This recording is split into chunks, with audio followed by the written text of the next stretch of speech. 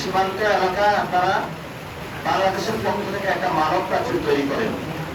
এই মানব প্রাচীর ভেদ করে যাতে ওই পার থেকে কোনো সন্ত্রাসী স্মাগলিং অথবা যারা চোরাচালান করে বাংলাদেশের অভ্যন্তরে ঢুকে ক্রিমিনাল অ্যাক্টিভিটিস না করতে পারে, সেই ক্ষেত্রে আপনারা যথাযথ ভূমিকা নেবেন এবং আমরা আশা করবো সরকার এই বিষয়ে উদ্যোগ নেবে। তবে আমি যেটা দেখে এসেছি, সরকারের ভূমিকা সীমান্তে খুবই অপ্রতুল এবং সরকার সীমান্তে নজরদারির ক্ষেত্রে খুবই স্বল্প ভূমিকা পালন করছে এবং এই ক্ষেত্রে 3 জন মন্ত্রী বক্তব্য দিয়েছেন। স্বরাষ্ট্রমন্ত্রী সালাউদ্দিন সাহেব বলেছেন ওইখানে লেখালুইখানে যে হত্যাকাণ্ড হয় এটা বর্ডার কিলিং না, কিন্তু উনি যে বক্তব্য দিয়েছেন এটা সত্য নয়, সেটা আমরা প্রত্যাখ্যান করছি।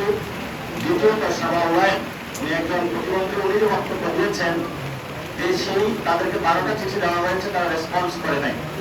আমরা মনে করবো যে রেসপন্স যদি না করে তাহলে পররাষ্ট্রনীতির ক্ষেত্রে আরেকটু নত জানু থেকে সরে সঠিক পররাষ্ট্রনীতি নেওয়া উদ্যোগ নেওয়া সরকারকে প্রয়োজন।